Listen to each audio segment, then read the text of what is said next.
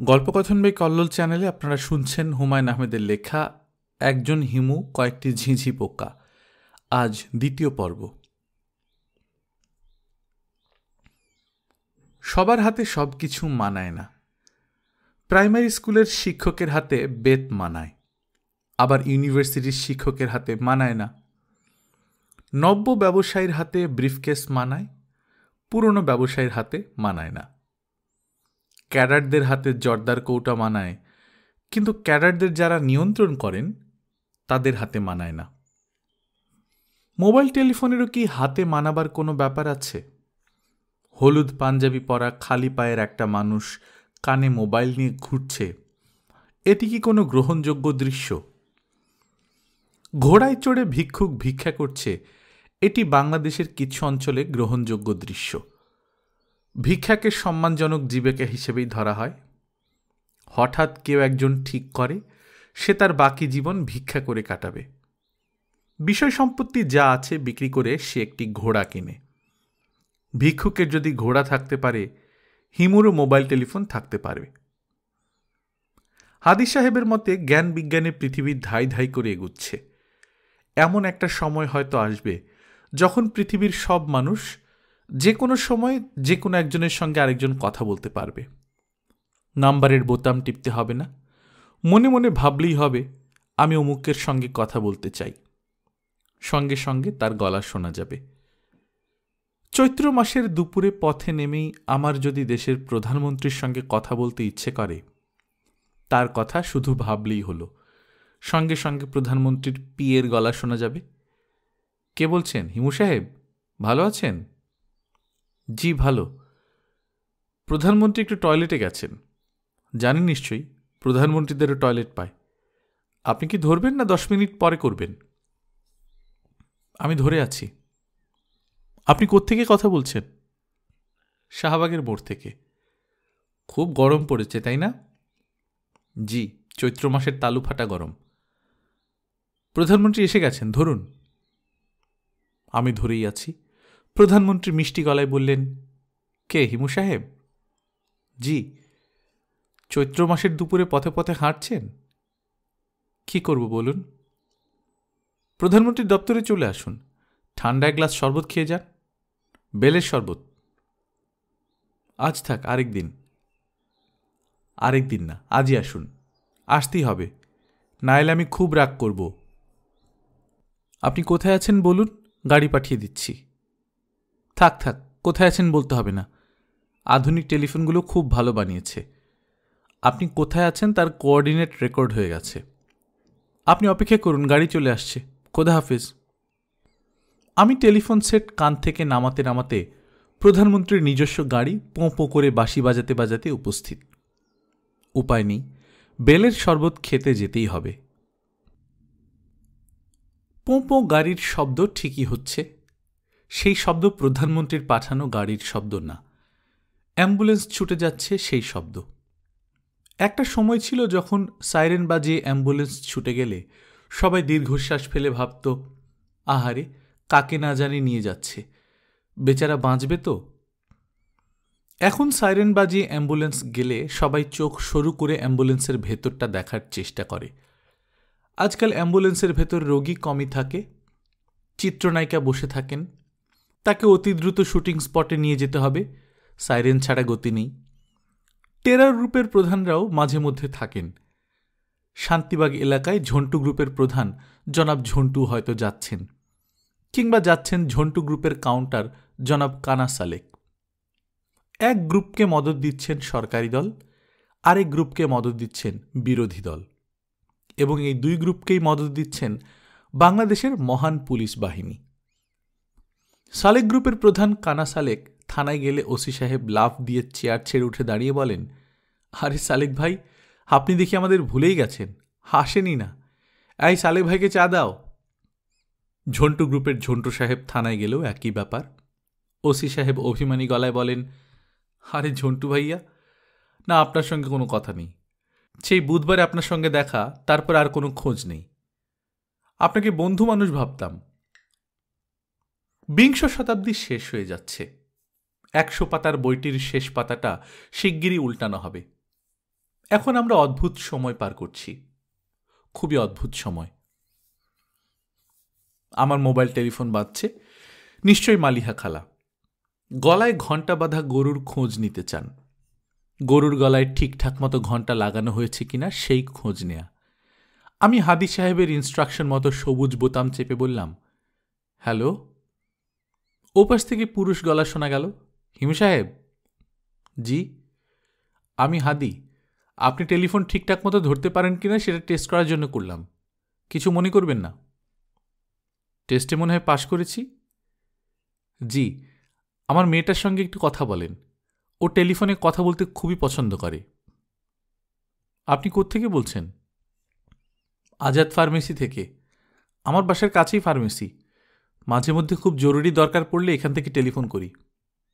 আজাদ ফার্মেসির নম্বরটা দিচ্ছি, আপনি মোবাইলের মেমোরিতে ঢুকিয়ে রাখেন। হঠাৎ আমাকে কোনো খবর দিতে হলে এখানে খবরটা দিলেই আমি খবর পাব।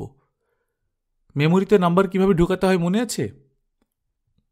হ্যাঁ মনে আছে, নাম্বার পরে ঢোকাবো, আগে আপনার মেয়ের সঙ্গে কথা বলিনি।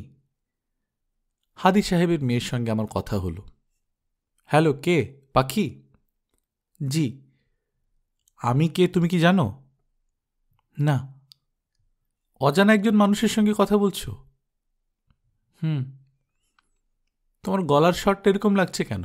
তোমার কি জ্বর? হ্যাঁ, জ্বর আর গলা ব্যথা। খুব বেশি ব্যথা? তোমার জন্মদিন কবে? 12 তারিখ। এই মাসের 12 তারিখ? হ্যাঁ। জন্মদিন করছো না? বাবা বলছেন করবে। আমাকে তো দাওয়াত দিলে না। ভুলে গেছি। ভুলে গেলে তো কিছু করার নেই, এখন দাও। আপনি আমার জন্মদিনে আসবেন। আচ্ছা, আসব। জন্মদিনে কি উপহার চাই তোমার? একটা ছোট হাতির বাচ্চা। হাতির বাচ্চা? জি। পুতুল না আসল হাতির বাচ্চা? আসল হাতির বাচ্চা। আচ্ছা ঠিক আছে। সত্যি দেবেন? হ্যাঁ সত্যি দেব বলে আমি নিজেই হকচকিয়ে গেলাম। কি সর্বনেশে কথা! আমি হাতির বাচ্চা পাবো কোথায়? পাখি মেয়েটি আনন্দে ঝলমল করতে করতে বলল, হ্যালো, আমার গলা ব্যথা খুব কমে গেছে। আমি টেলিফোনে হাদি সাহেবের কথা শুনলাম। হাদি সাহেব মেয়েকে বলছেন, দেখি মা, আমি একটু কথা বলি। মেয়ে বলল, তোমাকে দেব না, আমি আসল কথাগুলি এখনো বলিনি। পাখির আসল কথাগুলি আমি শুনলাম। আসল কথা হলো, জন্মদিন হলেও সেই দিন তার মা আসতে পারবেন না, কারণ তার মা দেশে থাকেন না, বিদেশে থাকেন। বিদেশে থাকলেও তিনি পাখিকে আকাশের মতো ভালোবাসেন। পাখির এক ছোট ভাই আছে, সে থাকে মার সঙ্গে। সেই ভাইটা পরীদের বাচ্চার মতো সুন্দর। তার নাম অমিত। অমিতকে কোলে নিয়ে পাখি চেয়ারে বসে আছে, এরকম একটা ছবি পাখির কাছে আছে। ছবিটা সে কাউকে দেখতে দেয় না, তবে আমাকে দেবে। ছবিটা কাউকে দেখতে না দেবার কারণ হলো, ছবিতে অমিত খুব কাঁদছে। ছবি দেখলে সবার মনে হতে পারে যে অমিত পাখিকে পছন্দ করে না, আসলে খুবই পছন্দ করে। অমিতের বাবাও পাখিকে পছন্দ করেন। পাখি এবং অমিত দুজনের মা এক হলেও দুজনের বাবা ভিন্ন। এটা খুবই অদ্ভুত একটা ব্যাপার, তবে লজ্জার ব্যাপার না। এরকম হয়। বাচ্চা একটা মেয়ের কাছ থেকে এই ধরনের কথা শুনলে মন খারাপ হয়। আমার মন খারাপ হলো। যতটা খারাপ হবার কথা তার চেয়ে বেশি খারাপ হলো। মন খারাপ ভাব দূর করার জন্য এমন কিছু করা দরকার যেন মনটা আরও খারাপ হয়। মন খারাপে কাটাকাটি। কি করা যায়? মাথায় কিছু আসছে না। শাহবাগের মোড় পর্যন্ত হেঁটে যাওয়া যেতে পারে, যেতে 1 ঘন্টার মতো লাগবে। এই 1 ঘন্টায় মন খারাপ করার মতো অনেক কিছুই চোখে পড়ার কথা। আচ্ছা, যদি এমন একটা ব্যবস্থা থাকতো যে শহরে ঘুরে বেড়াচ্ছে একজন গুপ্তচর, তাদের প্রত্যেকের পাঞ্জাবির পকেটে লুকোনো আছে মোবাইল টেলিফোন। তাদের কাজ হচ্ছে শহরে মন খারাপ হবার মতো কি কি ঘটনা ঘটছে তা দেখা এবং সঙ্গে সঙ্গে প্রধানমন্ত্রীর মন খারাপ দপ্তরে জানানো। দপ্তর জানার সঙ্গে সঙ্গে তড়িৎ ব্যবস্থা নিচ্ছে। মনে করা যাক আমি হিমু, এমন একজন গুপ্তচর। পাঞ্জাবির পকেটে মোবাইল টেলিফোন নিয়ে বের হয়েছি। মন খারাপ হবার মতো একটি ঘটনা চোখে পড়েছে। আমি তৎক্ষণাৎ মন খারাপের দপ্তরের সঙ্গে যোগাযোগ করেছি। মন খারাপ দপ্তরের মন্ত্রী, দেশের একজন প্রধান কবি, উদ্বিগ্ন হয়ে প্রশ্ন করছেন, ঘটনা কি? ঘটনা হচ্ছে একটা বাচ্চা ছেলে কাঁদছে। বয়স কত? আনুমানিক ৬-৭ বছর। কাঁদছে কেন? রাস্তার মোড়ে গ্যাস বেলুন বিক্রি হচ্ছে। ছেলেটা বেলুন কিনতে চাচ্ছে, কিন্তু বাবা কিনে দিচ্ছে না। কেন দিচ্ছে না? কারণটা কি অর্থনৈতিক? কারণ অর্থনৈতিক বলে মনে হচ্ছে না। বাবাকে দেখে মনে হচ্ছে তার টাকা পয়সা আছে। তাহলে বেলুন দিচ্ছে না কেন? বাবা বলছেন, বেলুন দিয়ে হবেটা কি? একটু পরেই সুতা ছেড়ে দিবি, বেলুন চলে যাবে আকাশে। ছেলেটাকে এখনো কাঁদছে?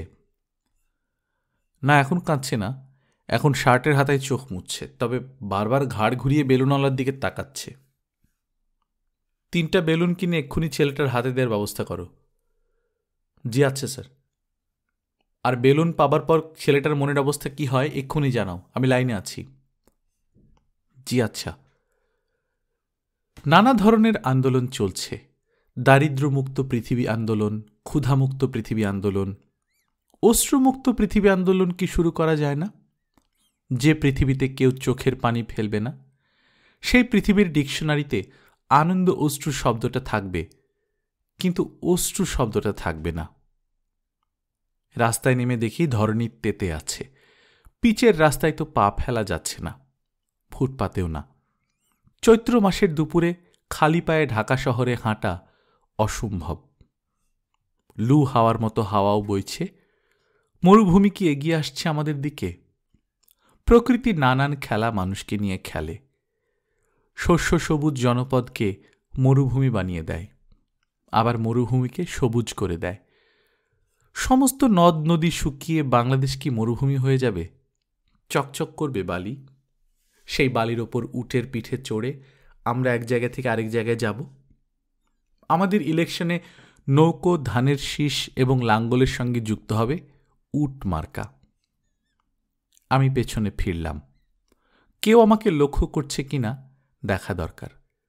পুলিশের কর্তা ব্যক্তি যখন বলেন লোক লাগিয়ে রাখবেন, তখন তিনি তার কথা রাখবেন। এক অন্ধ ভিখিরি পেছন পেছন আসছে। সে পুলিশের কেউ না তো। সে হয়তো অন্ধ না, মেকআপ নিয়ে অন্ধ সেজেছে। জুঁই মেয়েটাকে টেলিফোন করা দরকার।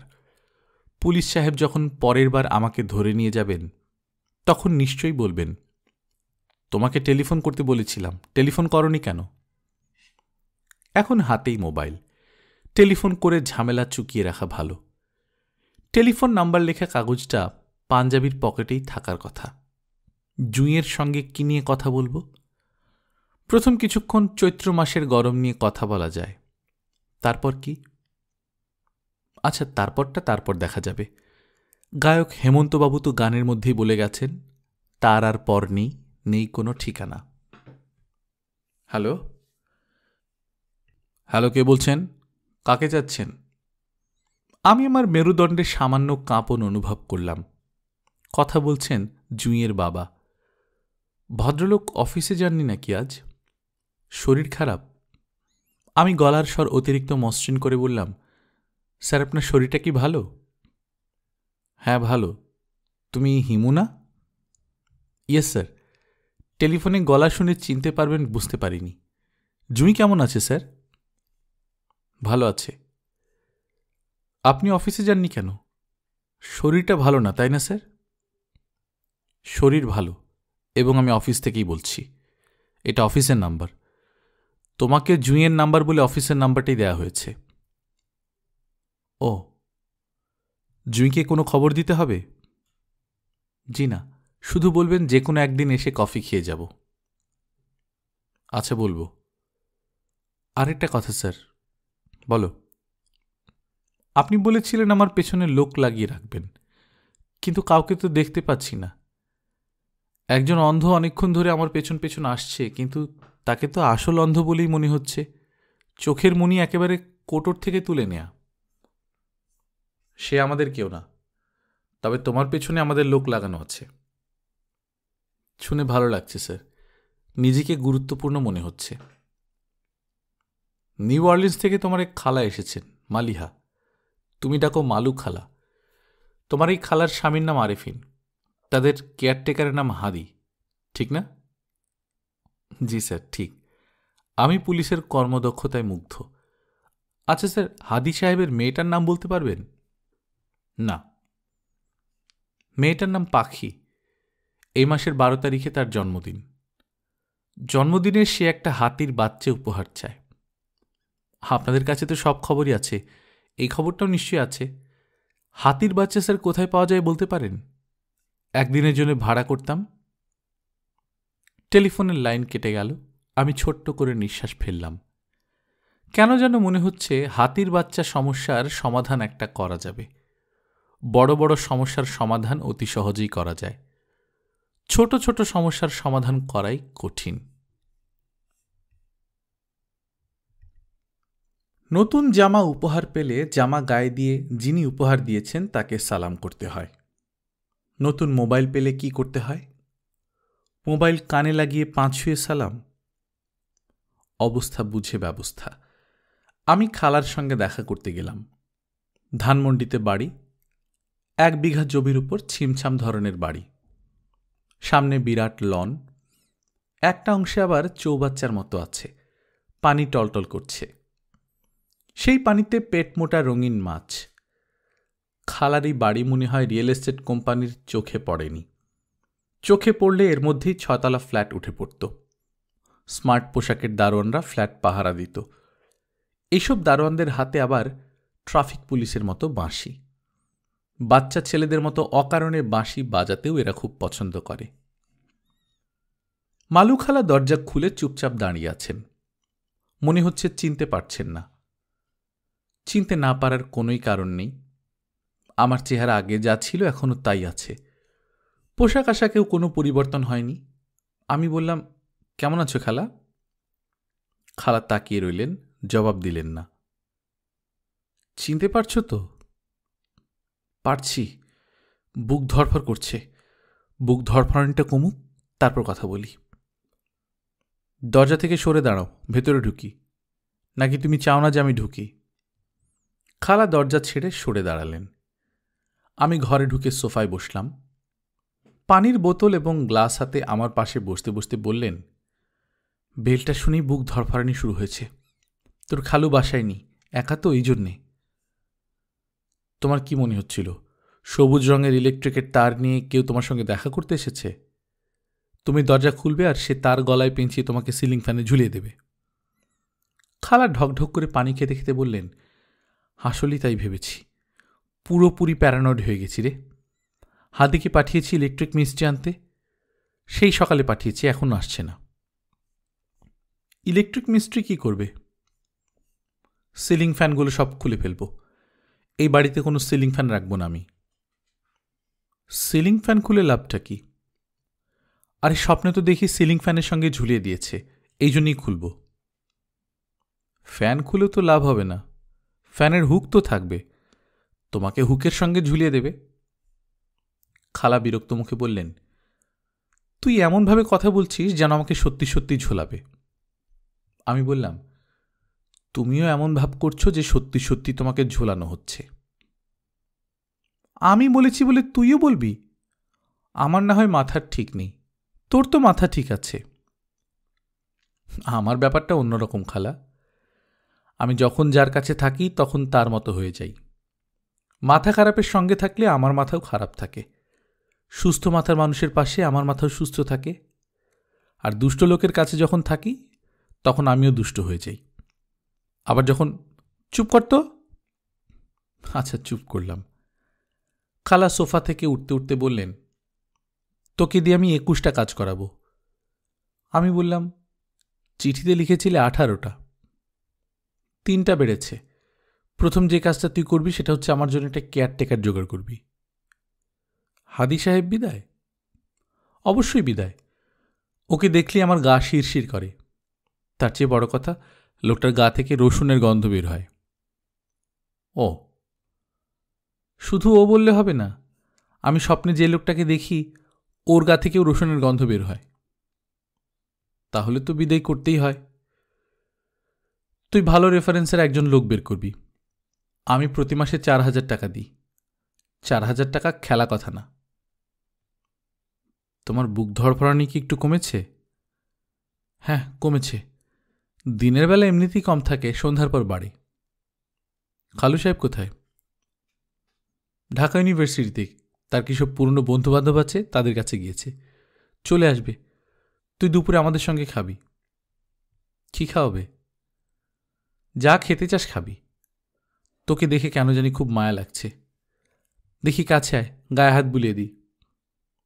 আগে আমার জন্য চা নিয়ে এসো। চা খেতে থাকি, সেই ফাঁকে গায়ে হাত বোলাও। আমার মধ্যে কোনো চেঞ্জ দেখতে পাচ্ছিস? পাচ্ছি। তুমি আগের চেয়ে মোটা হয়েছ, অনেকখানি ফুলেছ। খালা আহত গলায় বললেন, আমার ওজন কমেছে 9 পাউন্ড। আমি স্পেশাল ডায়েটে আছি। আর তুই বলছিস মোটা হয়েছি? তুই কি ইচ্ছে করে উল্টো কথা বলিস নাকি? চা খাবো খালা। গরমের মধ্যে চা খাবি? টক দই দিয়ে লাচ্ছি বানিয়ে দিই। দই ঘরে পেতেছি। দই বানানোর একটা যন্ত্র এবার নিয়ে এসেছি। এত সুন্দর দই হয় বলার না। আমি আমেরিকায় ফিরে যাবার সময় তোকে দিয়ে যাব। আমি ওই যন্ত্র দিয়ে কি করব? দই বানাবি? এরকম অবাক হয়ে তাকিয়ে আছিস কেন? তোকে দেখে মনে হচ্ছে দই বানানো ভয়ঙ্কর কোনো কাজ, বোমা বানানোর মতো। অনেকটা সেরকমই। খাদ্যদ্রব্য প্রস্তুতি প্রযুক্তির পেছনে সময় নষ্ট করা আমার জন্য পুরোপুরি নিষিদ্ধ। সে ইচ্ছে করলে ভিক্ষা করে খাবে, কিন্তু হাঁড়ি পাতিল নিয়ে রান্না করতে বসবে না। ফাজলামি ধরনের কথাবার্তা বলবি না তো হিমু, অসহ্য লাগে। আয়, দই কি করে বানাতে হয় দেখে শিখে রাখ। দুপুরে হালকা ধরনের কিছু করব, ভাত, ট্যাংরা মাছ টাইপের। রাতে কিছু স্পেশাল ডিশ। রাজস্থানের এক মহিলার কাছ থেকে চিকেনের একটা প্রিপারেশন শিখেছি, অপূর্ব। Green chicken. লাউ পাতা বেটে সবুজ রঙের একটা পেস্ট করা হয়। সেই পেস্টে ভিনিগার মিশিয়ে আস্ত মুরগি মাখিয়ে স্টিম করা হয়। মুরগি স্টিম হতে থাকবে, এই ফাঁকে আরেকটা পেস্ট বানাতে হবে, পোস্তা বাটা আর বাদাম বাটার পেস্ট। রান্নাবান্নার এসব কথা শুনতে একটু ভালো লাগছে না। তোর খালুর জ্ঞানের কথার চেয়ে রান্নাবান্নার কথা শোনা অনেক ভালো। চুপ করে শোন। পোস্ত বাটা আর বাদাম বাটা পেস্টের সঙ্গে মেশাবি পেঁয়াজের রস। তারপর স্টিম মুরগিটার গায়ে এই পেস্ট মাখাবি, বেসন যেভাবে মাখাই সেইভাবে। তারপর? এখন শুনতে মজা লাগছে না? খুবই মজা লাগছে। তারপর বলো। খুব পাতলা কাপড় দিয়ে মুরগিটাকে জড়াবি, সুতা দিয়ে পেঁচাবি যেন কাপড় সরে না যায়। মমের মতো আষ্টে পৃষ্ঠে কাপড় দিয়ে মোড়ানো। এইভাবে ডিপ ফ্রিজে রেখে দিবি আধ ঘন্টা। লে হালুয়া, এই মুরগি কি ঠান্ডায় রান্না হবে? মোটেই ঠান্ডায় রান্না হবে না। ডিপ ফ্রিজে রাখা হয়েছে পেস্টটাকে জমাট বাঁধানোর জন্য। ও আচ্ছা। আধ ঘন্টা পর ডিপ ফ্রিজ থেকে মুরগিটা তুলে ডুবন্ত ঘিতে ভেজে ফেলবি। কাপড় শুদ্ধ? অবশ্যই কাপড় শুদ্ধ। খাবো কিভাবে? কাপড়ও খাবো? খাওয়ার সময় কাপড় খুলে নিয়ে খাবি। এই জিনিসই কি আজ হচ্ছে? হ্যাঁ, এই জিনিসই হচ্ছে। তুই চোখ অমন কপালে তুলে ফেললি কেন? মুরগি তো আর তোকে রান্না করতে হচ্ছে না, আমি করব। রান্নার সময় তুমি নিশ্চয়ই আমাকে তোমার পাশে থাকতে বলবে না? না, বলবো না। তুই বরং টিভি দেখিস। এর মধ্যে তোর খালু সাহেব চলে আসবে, তার সঙ্গে গল্প করবি। কলিং বেল বেজে উঠল। মালু খালা বিরক্তিতে চোখ মুখ কুঁচকে বললেন, দরজা খুলে দে তো, হাদি এসেছে। আমি বললাম, বুঝলে কি করে হাদি? খালু সাহেবও তো হতে পারেন। খালা বললেন, ভক ভক করে রসুনের গন্ধ আসছে, সেখান থেকেই বুঝেছি। হাদির গা থেকে রসুনের গন্ধ আসে। তুই পাচ্ছিস না? না, আমি পাচ্ছি। ভক ভক করে গন্ধ আসছে। বুঝলি হিমু, আমার সিক্স সেন্স বলছে আমার মৃত্যু হবে এই হাদি ব্যাটার হাতে। কেমন কেমন করে যেন আমার দিকে তাকায়। তোমাকে সে খুনটা কেন করবে? মোটিভ কি? এখানে সব কিছু দেখাশোনা করে সে। সে কিছু একটা গণ্ডগোল করে রেখেছে, আমাকে মেরে ফেললে গণ্ডগোলটা চোখে পড়বে না। As simple as that. আমি দরজা খুললাম। খালু সাহেব দাঁড়িয়ে আছেন, নিউ অর্লিন্স বিশ্ববিদ্যালয়ের নৃতত্ত্বের অধ্যাপক আরিফিন সাহেব। ভদ্রলোক যে শুধু জ্ঞানী তা না, তার চেহারাও জ্ঞানী জ্ঞানী। তাকে দেখলেই মনে হয় জ্ঞানের ঝকঝকে নতুন ডিকশনারি। তার চোখে সোনালি ফ্রেমের চশমা, চুল পরিপাটি করে আঁচড়ানো, পরনে পায়জামা পাঞ্জাবি। বাইরে থেকে ঘুরে এসেছেন, অথচ তার পাঞ্জাবির ইস্ত্রি এতটুকু নষ্ট হয়নি। কেমন আছেন খালু সাহেব? ভালো আছি হিমু সাহেব। দেশে ফিরে তোমাকে না পেয়ে তোমার খালার প্রায় মাথা খারাপ হবার জোগাড় হয়েছিল। এখন আশা করি তার মাথা ঠান্ডা হয়েছে। বলতে বলতে খালু সাহেব হাসলেন। সেই হাসিও দেখার মতো, জ্ঞান ঝরে ঝরে পড়ছে। হিমু, জি? এসো, বসো আমার সঙ্গে, গল্প করি। খালা বললেন, গল্প পরে করবে, আমি এখন রান্না করছি, ও আমার পাশে থেকে রান্না দেখবে। খালু সাহেব হাসি মুখে বললেন, আচ্ছা ঠিক আছে, দেখুক। বুঝলে হিমু, রান্না হচ্ছে মেয়েদের কাছে একটা শিল্পকর্ম, আ ক্রিয়েটিভ ওয়ার্ক। কোনো সৃষ্টিশীল কাজ যখন কেউ করে, তখন কাউকে না কাউকে পাশে লাগে সেই কাজে অ্যাপ্রিসিয়েট করার জন্য। কাজেই থাকো তুমি তোমার খালার পাশে, মাঝে মধ্যে আমার কাছে কিছুক্ষণের জন্য বসতে পারো। রান্না বিষয়ক কিছু মজার তথ্য আমার কাছে আছে, হয়তোবা তোমার ভালো লাগবে। আমি আমার সময়টা 3 ভাগে ভাগ করলাম। কিছুক্ষণ খালার সঙ্গে থাকি, তার রান্না দেখি। কিছুক্ষণ হাদি সাহেবের সঙ্গে থাকি। হাদি সাহেব মিস্ত্রি নিয়ে চলে এসেছেন, তারা দুজন ফ্যান নামাচ্ছেন। এদের কাজকর্ম দেখি। তারপর যাই আরিফিন সাহেবের কাছে, মুগ্ধ হয়ে আরিফিন সাহেবের গল্প শুনি। বুঝলে হিমু, রান্না মাত্র 3 রকম, পোড়া, ভাজা আর সিদ্ধ। পৃথিবীর যাবতীয় রান্না এই 3-এর পারমিউটেশন অ্যান্ড কম্বিনেশন। রান্নার সবচেয়ে আদি রেসিপি বইটা কোথায় পাওয়া গেছে জানো?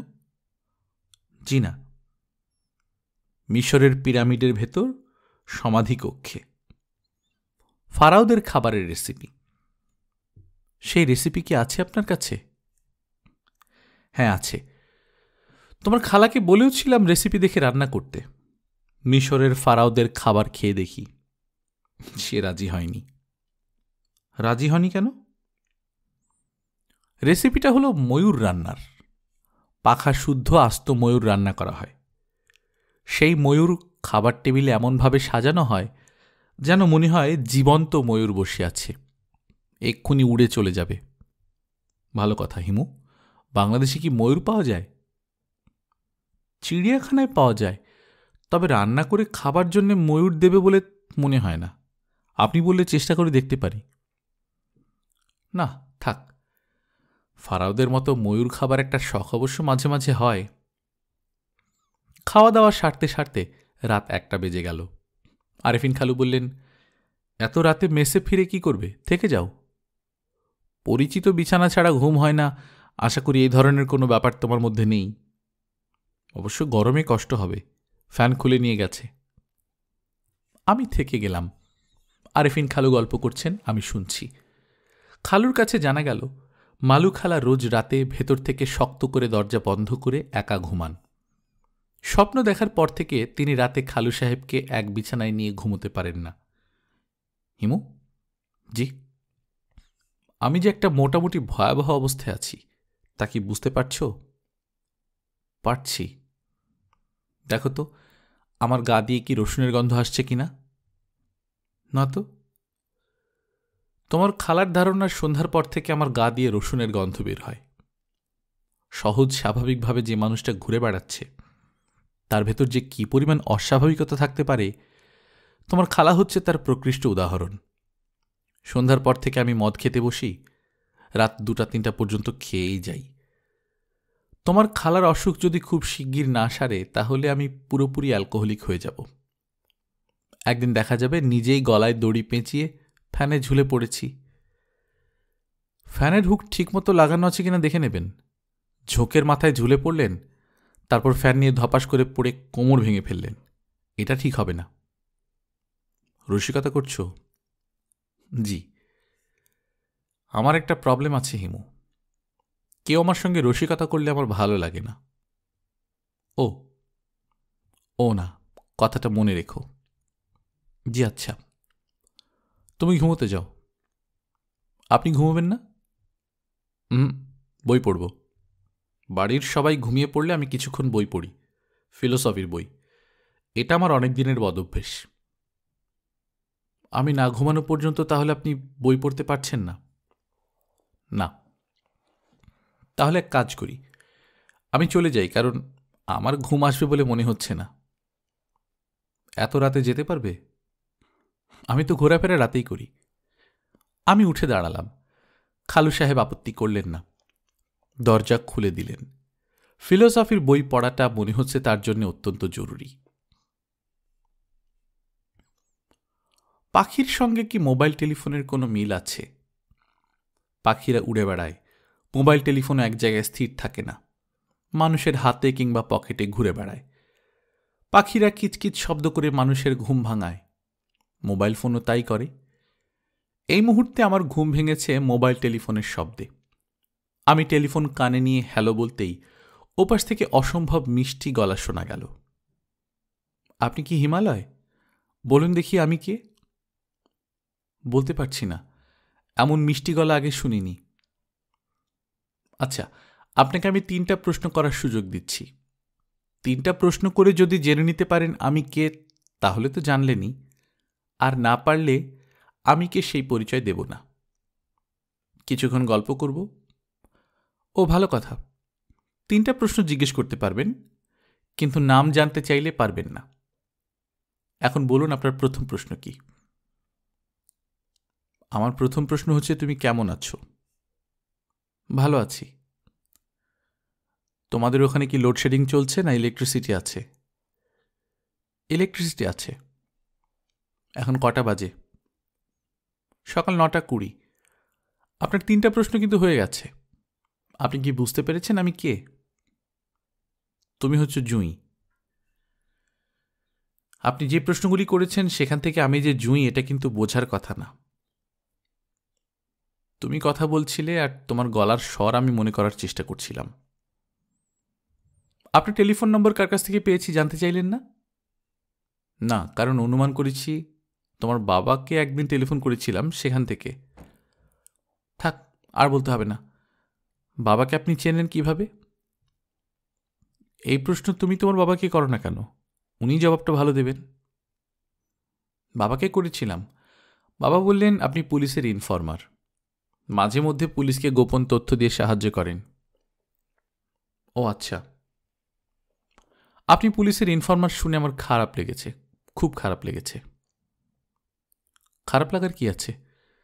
ধরো একটা খুন হয়েছে, আমি খুনি ধরার ব্যাপারে পুলিশকে সাহায্য করলাম গোপন তথ্য দিয়ে। আমি যেটা করলাম সেটা হলো সামাজিক দায়িত্ব পালন। পুলিশের ইনফরমাররা এই জাতীয় দায়িত্ব পালন করার জন্য টাকা নেয়।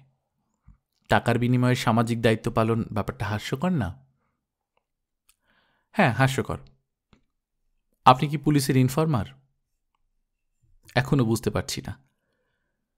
এখনো বুঝতে পারছি না মানে কি? মানেটা পরে বলবো। আমি যে আপনাকে অসম্ভব পছন্দ করি সেটা কি আপনি জানেন? না, জানতাম না, এখন জানলাম। আমি নিজেও জানতাম না। আমি নিজে কখন জানলাম জানেন? কখন জানলে? আপনাকে রেখে আলিয়স প্রসেসে ক্লাস করতে গেলাম। ক্লাস শেষ করে ফিরে এসে দেখি আপনি নেই। সঙ্গে সঙ্গে আমার চোখে পানি এসে গেল এবং আমি বুঝলাম যে আপনাকে আমি অসম্ভব পছন্দ করি। ওই দিনের ব্যাপারটা আমি জানতে চাচ্ছি না। আচ্ছা, আজ রাত 8টার দিকে কি আপনি আমাদের বাড়িতে আসতে পারবেন? কেন বলো তো? ডিনারের নিমন্ত্রণ।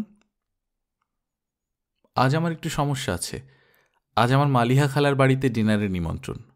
খালা অতি জরুরি তলব পাঠিয়েছেন। আচ্ছা, এক কাজ করা যেতে পারে, ডিনার শেষ করে তোমাদের বাড়িতে যেতে পারি। 10টার দিকে যদি আসি?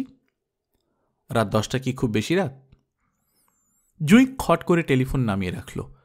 মেয়েটা ভয়াবহ রাগ করেছে। এই রাগ ভাঙানোর একমাত্র উপায় রাত 10টায় ওদের বাড়িতে উপস্থিত হওয়া। খালি হাতে না, দুটো বেলি ফুলের মালা থাকতে হবে। বাংলাদেশের কোনো মেয়ে বেলি ফুলের মালা হাতে নিয়ে রেগে থাকতে পারে না। এই ফুলের গন্ধের ভেতর কিছু একটা আছে, ঝপ করে রাগ কমিয়ে দেয়। আমি বসে আছি আরিফিন সাহেবের সামনে। ভদ্রলোককে আজ অনেক হাসি খুশি লাগছে। সোফায় পা উঠিয়ে বসেছেন। সফিস্টিকেটেড মানুষেরা কখনো পা নাচায় না, তিনি পা নাচাচ্ছেন। ব্যাপারটা কি? হিমু, তুমি কেমন আছো বলো তো? বুঝতে পারছি না কেমন আছি। আরিফিন সাহেব আমার দিকে ঝুঁকে এসে বললেন, তোমার জবাবটা আমার পছন্দ হয়েছে। হোমোস্যাপিয়েন্সরা বেশিরভাগ সময় বুঝতে পারে না তারা কেমন আছে। তাদের নার্ভ সবসময় উত্তেজিত থাকে। উত্তেজিত নার্ভ ইলেকট্রিক্যাল সিগন্যাল ঠিকমতো আনা নেয়া করতে পারে না। আমি কিছু না বুঝেই হ্যাঁ সূচক মাথা নাড়লাম। আরিফিন সাহেব আগের জায়গায় ফিরে গেলেন। বেতের সোফায় গা এলিয়ে দিলেন। তিনি বসেছেন পা তুলে। দুই হাঁটুর মাঝখানে তার ছোটখাটো মাথাটা দেখা যাচ্ছে। তার মুখ হাসি হাসি, কালো ফ্রেমের চশমার ভেতরের চোখ দুটিও হাসি হাসি। আসল হাসি না, নকল হাসি। মানুষের চোখও যে নকল হাসি হাসতে পারে তা এই ভদ্রলোককে না দেখলে বিশ্বাস করতাম না। হিমু, জি। ময়ূরের নাচ কখনো দেখেছ? জি না। চিড়িয়াখানার পোষা ময়ূরের আধুনিক নাচ না, বন্য ময়ূরের নাচ। সে এক অসাধারণ দৃশ্য। পুরুষ ময়ূররা সঙ্গিনীদের মনোহরণ করার জন্য নাচে। সে এক দর্শনীয় জিনিস। সেই নাচের তাল আছে, ছন্দ আছে। ব্যাকগ্রাউন্ডে হাই বিটের যে কোনো মিউজিক ফিট করা যায়, কখনো ছন্দপতন হবে না। তবে নাচের চেয়েও অদ্ভুত ব্যাপার যেটা আছে সেটা হচ্ছে নাচ থামানো। ময়ূর নাচ থামায় হঠাৎ। দ্রুতলয়ের যে কোনো জিনিস থামার একটা নিয়ম আছে। ময়ূরের বেলায় কোনো নিয়ম নেই। তার নাচ হঠাৎ থেমে যাবে এবং সে নাচ থামিয়ে মাটির দিকে তাকিয়ে নিশ্চল হয়ে থাকবে। মনে হবে হঠাৎ কোন এক গভীর শোকে সে স্তম্ভিত, যেন তার সংসার হঠাৎ ভেঙে গেছে, আর নাচ নয়। আমি হাই চাপতে চাপতে বললাম, ইন্টারেস্টিং। তোমার ভাবভঙ্গি দেখে তো মনে হচ্ছে না তোমার কাছে ব্যাপারটা খুব ইন্টারেস্টিং লেগেছে। তুমি হাই চাপার চেষ্টা করছো। তা অবশ্য করছি, ঘুম পাচ্ছে। রাত তো মোটে 9টা, এখনই ঘুম পাচ্ছে কেন? বুঝতে পারছি না। আমি আপনার গল্পের মাঝখানেই ঘুমিয়ে পড়তাম। অভদ্রতা হবে বলে অনেক কষ্টে জেগে আছি। আপনার ময়ূর বিষয়ক গল্প শেষ হয়েছে নাকি এখনো বাকি আছে? নাচ শেষ করার পর ময়ূর কি করে? আরিফিন সাহেব দুঃখিত গলায় বললেন, মূল গল্প শেষ হয়েছে, পরিশিষ্ট বাকি আছে। তবে সেটা বলবো কিনা বুঝতে পারছি না। যে আগ্রহ নিয়ে গল্প শোনে না তাকে গল্প শুনিয়ে কোনো মজা নেই। আমি বললাম, ঠিক বলেছেন। আমাদের দেশের মানুষেরা বক্তৃতা শুনতে খুবই পছন্দ করে বলেই রাজনীতিবিদরা এত বক্তৃতা করেন। বক্তৃতার মাঝখানে যদি লোকজন চেঁচিয়ে বলতো অফ যা, তাহলে বক্তৃতার ডোজ কমত।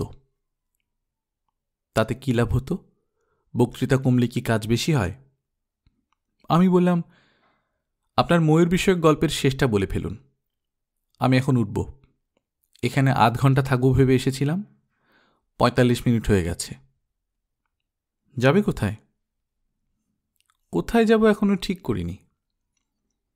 আরিফিন সাহেব সামান্য ঝুঁকে এসে বললেন, তুমি কি আসলেই জানো না তুমি কোথায় যাবে, নাকি তুমি জানো কিন্তু তোমার চারিদিকে রহস্যময়তা তৈরি করার জন্য এরকম বলো? আমি গম্ভীর মুখে বললাম, ঠিক ধরেছেন। আমি আমার চারদিকে ইচ্ছা করে ধোঁয়া বানিয়ে রাখি। ভেজা খড় পুড়িয়ে বুনকা বুনকা ধোঁয়া। কন্যার বাপে হুক্কা খায়, বুনকা বুনকা ধোঁয়া যায়। আরিফিন সাহেব বিরক্ত হয়ে বললেন, হড়বড় করে কি বলছো? কন্যার বাপে হুক্কা খায়, বুনকা বুনকা ধোঁয়া যায়, এই ছড়াটা কেন বললে? কোন কনটেক্সটে? এমনি বললাম, তেমন কিছু ভেবে বলিনি। মাথায় 2 লাইন ছড়া এসেছে বলে বলে ফেললাম। মানুষের সব কর্মকাণ্ডের পেছনে লজিক থাকবে, কার্যকারণ থাকবে। শুধুমাত্র উন্মাদরাই লজিকের ধার ধারে না। তার মনে যা আসে তাই বলে ফেলে। তুমি নিশ্চয়ই উন্মাদ নও? বলো আমাকে, এক্সপ্লেইন ইট টু মি। ময়ূরের নাচের সঙ্গে কন্যার বাপের হুক্কা খাবার কি সম্পর্ক? আমি আরিফিন সাহেবের দিকে তাকালাম। ভদ্রলোককে উত্তেজিত মনে হচ্ছে। তিনি যেন হঠাৎ আমার উপর রেগে গেছেন। এই রাগ তিনি লুকিয়েও রাখছেন না, প্রকাশ করে দিচ্ছেন। তার মতো সফিস্টিকেটেড মানুষেরা রাগলেও রাগ প্রকাশ করেন না। পাতলা ফিনফিনে রেশমি রুমালে তাদের মুখ ঢাকা থাকে। সেই সব রুমাল ফিল্টারের মতো কাজ করে। মুখের রাগ বিরক্তি তারা ফিল্টার করে রেখে দেয়। রাগলে মানুষের মুখ ছোট হয়ে যায়। আরিফিন সাহেবের মুখ এমনিতেই ছোট, এখন আরও এক সাইজ ছোট হয়েছে। তার চোখ আগেও জ্বলজ্বল করছিল, এখন একটু বেশি জ্বলছে। এটা মদ্যপানের জন্যও হতে পারে। আমি এসে দেখি তিনি ক্রিস্টালের গ্লাসে হুইস্কি খাচ্ছেন। এই ৪৫ মিনিটে ৩ গ্লাস হয়েছে। প্রচুর মদ্যপান করলে মানুষের চোখ চকচক করে। এই জ্ঞানও আমার আরিফিন সাহেবের কাছ থেকেই পাওয়া। অ্যালকোহল বেশি পরিমাণের শরীরে ঢুকলে চোখের মনি ডাইলুটেড হয়, তখন আলো বেশি প্রতিফলিত হয়। হেমু, জি? ময়ূরের গল্পের শেষটা বলে ফেলি। বলুন, আমার ঘুমও কেটে গেছে, এখন আর গল্প শুনতে শুনতে হাই তুলব না। হাই তুললেও ক্ষতি নেই। যারা শিক্ষকতা করে তারা শ্রোতাদের হাই তোলায় বা কথার মাঝখানে ঘুমিয়ে পড়ায় আহত হয় না। এর সঙ্গে তারা পরিচিত। ৫০ মিনিটের ক্লাসে কম করে হলেও ৫টা ছেলে হাই তুলবে, ২জন ঘুমিয়ে পড়বে এবং ৪জন পাশের বন্ধুর সঙ্গে কাটাকুটি ধরনের খেলা খেলবে। আমি ময়ূরের গল্পের শেষ অংশ শোনার জন্য তৈরি হলাম। ভালো ছাত্র টাইপ ভাব করে আরিফিন সাহেবের মুখের দিকে তাকিয়ে আছি, যেন এটা মানুষের মুখ না, ব্ল্যাকবোর্ড। ব্ল্যাকবোর্ডে চকের লেখা আপনা আপনি ফুটে উঠছে। আমার হাতে নোট বই, আমি নোট বইয়ে নোট করছি। প্রায় ১ ঘন্টা হাতে ধরে জ্ঞানী অধ্যাপকের বকবকানি শুনছি। মানুষের পক্ষে যতটুকু বিরক্ত হওয়া সম্ভব তার চেয়েও বেশি বিরক্ত হয়েছি।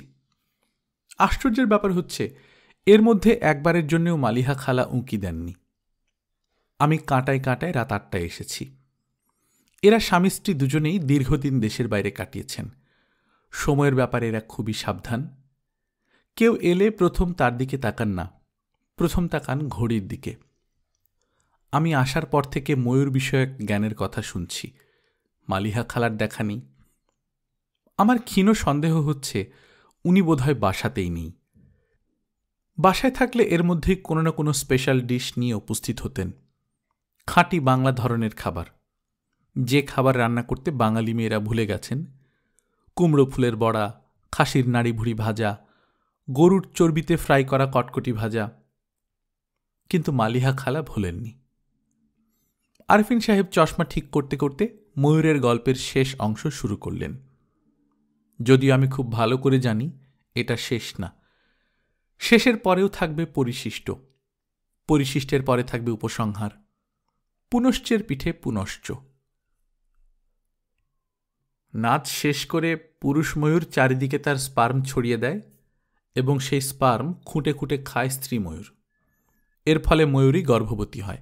ইন্টারেস্টিং না?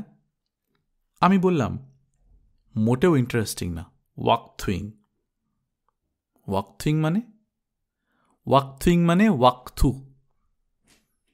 তুমি কি সবসময় এমন ফানি ভঙ্গিতে কথা বলো? চেষ্টা করি, সবসময় পারি না। আমার মনে হয় সবসময় ফানি হবার চেষ্টা করা ঠিক না। এতে তোমার মধ্যে একটা জোকার ভাব চলে আসবে। তুমি সবাইকে হাসাবার একটা দায়িত্ব বোধ করতে থাকবে। একটা পর্যায়ে তোমার পার্সোনালিটি কলাপস করবে। আমার ধারণা এখনই করেছে। আমি আলোচনার মোড় ঘোরাবার জন্য বললাম, খালা কি বাসায় নেই? বাসায় আছে। তাকে কি জন্য দরকার বলো? ১ কাপ চা খেতাম। কফি হলে চলবে? চলবে। এই মুহূর্তে তোমার খালার সঙ্গে দেখা হবে না, অপেক্ষা করতে হবে। তোমার কফি আমি বানিয়ে আনছি, চিনি ক চামচ খাও। আমার কোনো ফিক্সড ব্যাপার নেই, যে যা দেয় তাই খাই। Again you are trying to be funny, please don't do that. Arifin সাহেব আমার জন্য কফি আনতে গেলেন। আমার ধারণা কফি নিয়ে এসেই ময়ূর বিষয়ক গল্পের পরিশিষ্ট শুরু করবেন। ঠান্ডা কফিতে চুমুক দিতে দিতে আমাকে গল্পের পরিশিষ্ট শুনতে হবে। ঠান্ডা কফি, কারণ পুরুষ মানুষ যখন চা বা কফি বানায় তখন সেই চা কফি সবসময় ঠান্ডা হয়, চিনি বেশি হয় এবং সেই চা বা কফিতে একটা পুরুষ পুরুষ গন্ধ থাকে। গল্পকথন বাই কল্লোল চ্যানেল আপনারা শুনছিলেন হুমায়ুন আহমেদের লেখা একজন হিমু কয়েকটি ঝিঁঝি পোকা। আজ দ্বিতীয় পর্ব। আমরা নিয়মিত গল্প পাঠ করে শোনাচ্ছি। আপনারা যারা প্রথমবারের মতো শুনছেন কাইন্ডলি সাবস্ক্রাইব করে নেবেন। গল্প পাঠ ভালো লাগলে বন্ধুদের সঙ্গে শেয়ার করবেন। নিজে ভালো থাকবেন, আশেপাশের লোকজনকে ভালো রাখবেন। টাটা।